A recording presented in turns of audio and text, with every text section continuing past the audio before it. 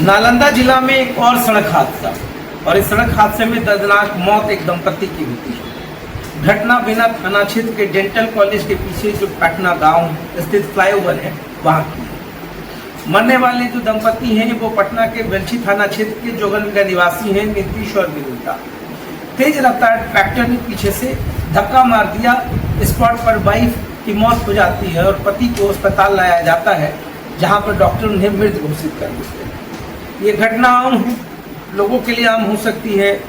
पता नहीं कितने बेचैन होते होंगे, मगर जो तस्वीरें हमने देखी है सोचने पर मैं मजबूर होता हूँ कि एक दंपति जिसने जीवन में बहुत सारे सपनों को संयोग करके रखा होगा। पटना गांव के पास जो एक्सीडेंट हुआ, ये लोग पटना से अपने घर से बिहार से किसी से मिलने आ रहे थे। कई जगह पर यह भी पता चला कि वो मार्केटिंग करने के लिए बिहार से आ रहे थे। अब इसमें जो सच्चाई तो जांच का विषय है, मगर बात है कि पिछले एक साल का जो आंकड़ा है नालंदा जिले का, ये जरूर झकझोर देता है। 1500 से ऊपर लोगों की मौत कहीं ना कहीं एक सवाल खड़ा करती है कि ह्यूमन वैल्यूज है या नहीं है। क्या तेज रफ्तार वाहन इसी तरीके से जिंदगियों को छीनती जाएगी और हम लोग खामोश बैठे रहेंगे? क्या ये जितने भी योजनाएं हैं या अभियान है, सड़क सुरक्षा है, क्या ये नाम के हैं? क्या NH पे या फ्लाईओवर या कहीं भी स्टेट हाईवे ही क्यों ना हो, क्या सरकार या केंद्र सरकार की ऐसी पहल नहीं होनी चाहिए कि सड़कों पर हाईवे एम्बुलेंस की व्यवस्था हो, डॉक्टर्स की व्यवस्था हो, जो समय पर पहुंचे और जो गोल्डन आवर्स होता है उसका इस्तेमाल हो जाए और किसी की जान बच जाए। सड़क हादसे में मौत की खबर हमेशा बेचैन करती है। और यकीन मानिए, कल हरनौत में भी घटना घटी थी। आबकारी विभाग के गाड़ी से एक युवक की मौत हो गई, बवाल हुआ, काफी कुछ हो गया। बवाल हो जाना, कॉम्पनसेशन दे देना, सड़क हादसे में मौत के मुआवजों को एक अलग दृष्टि से अगर हम देखें तो फिर मेरा सवाल है कि इंसान के जीवन का वैल्यू जो है, क्या वो मुआवजा और तमाम चीज़ों तक सीमित है या अनमोल है? क्या हमारे अंदर इतनी ह्यूमैनिटी नहीं है, इतना ह्यूमन ग्राउंड नहीं है? क्या आपने कभी चेक किया कि सड़क पर जो परिचालन है ट्रैक्टर्स का या टोटो का, इससे पहले तत्कालीन परिवहन मंत्री श्रवण कुमार परिवहन विभाग में उन्होंने कहा था कि स्टेट हाईवे या नेशनल हाईवे पर एक भी टोटो नहीं चलेगा, मगर धड़ल्ले से चल रहा है, कोई रोकने वाला नहीं है।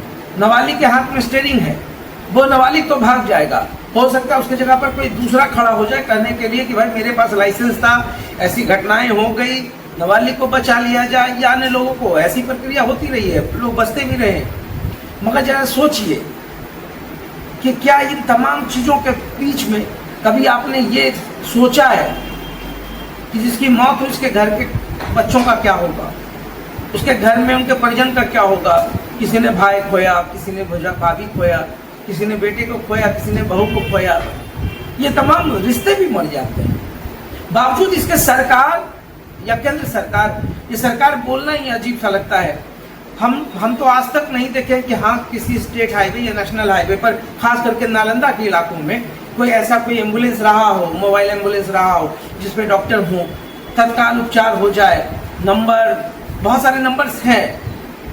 आप दिल्ली और तमाम जगहों पर जाएंगे, बड़े मेट्रोज में जाएंगे तो ऐसी व्यवस्था है कि अगर एक्सीडेंट हो जाए तो तत्काल मोबाइल एम्बुलेंस पहुंच जाता है, मगर यहाँ पर नहीं है। जितने भी ट्रैक्टर्स वाले हैं, आप जितनी भी घटनाएं होती है उसके पीछे या तो ट्रक या ट्रैक्टर या तेज रफ्तार ही कारण बने हैं। कल मैं पटना से आ रहा तो मैंने देखा कि भाई स्पीड मीटर लगा हुआ है, स्पीडोमीटर तो अब हर जगह पर होना चाहिए ना, और एक लिमिटेड होना चाहिए। आप सोचिए कि नेशनल हाईवे हो या स्टेट हाईवे, मौत एक इंसान का होता है ना, वो वैल्यूबल है। और अधिकांश ट्रैक्टर चालक जो है, ये DTO या MPI या जिला प्रशासन, इन लोगों की अपनी जवाबदेही तो होती है, मगर हर जगह डंडा नहीं चलता है।